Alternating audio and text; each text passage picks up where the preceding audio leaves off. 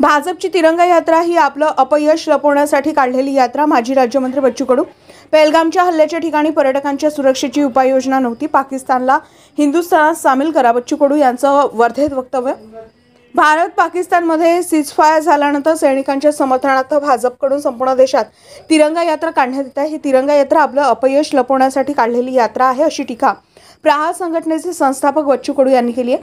ते वर्धेत 18 मे रोजी सायंकाळी 5 वाजताच्या सुमारास सेमोना लॉन येथे पत्रकारांशी बोलत होते.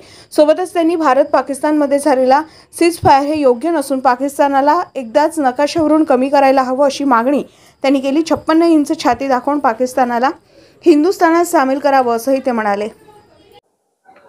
मला असं वाटतं का आपलं अपयश लपवण्यासाठी काढलेली यात्रा आहे, हे सरकारचं मोठं अपयश आहे. आणि सरकारनं हे चूक कबूलही केली होती अमित शाह साहेबांना. आम्ही जर तिथं 2-3 शिपाई ठेवले असते तर आम्ही पाहतो ही घटनाच घडली नसती.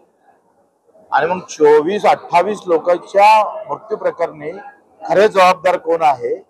जसं अतिरेकी जबाबदार तर आहेच, पण त्याला आढळणारी आमची यंत्रणा गेली कुठे होती? त्यांनी काय केलं होतं तिथे? 2000 आम्ही पाहतोय आमचे पर्यटक होते, तिथे तुमचा सैनिक का नव्हता? त्याचं उत्तर सरकारनं का देत नाही? स्पष्टीकरण सरकारनं दिलं पाहिजे.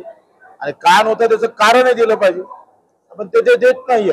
आणि मग त्याच्यासाठी खरं तर ही जबाबदारी आज जे आपण पाहतोय का, आज जे काही युद्ध स्थिती आज निर्माण होत आहे, याचं कारण फक्त त्यावेळेची तिथली यंत्रणा कुशल ठरली नाही. त्याचं खरं तर स्पष्टीकरण आलं पाहिजे आणि त्याच्यावर कारवाई झाली. मला एक सांगा, एकतर या सगळ्या गोष्टीमध्ये युद्ध करायला पाहिजे नव्हतं. जे दोषी आहे, जे काही अतिरेकी आहे, त्यांना शोधून त्याचा खात्मा करायला पाहिजे होता. एकदा केलेलं युद्ध मग आरपारची लढाई. आमचं तर धोरण असं आहे का पाकिस्तानच नकाशावर ठेवू नका, त्याला भारतामध्ये सामील करून घ्या ना, हिंदुस्थानामध्ये. एकदाच होऊन जाऊ द्या सगळं.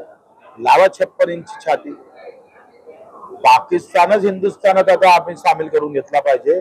त्याच्याशिवाय युद्ध थांबवता कामा नये. आम्ही मरण पत्करायला तयार आहोत. भारतीयांचं मत पक्का आहे. अर्धे जरी भारतीय राहिले तरी चालेल, पण आता पाकिस्तानच ताब्यात घ्यावा आणि त्याला हिंदुस्थानात सामील करून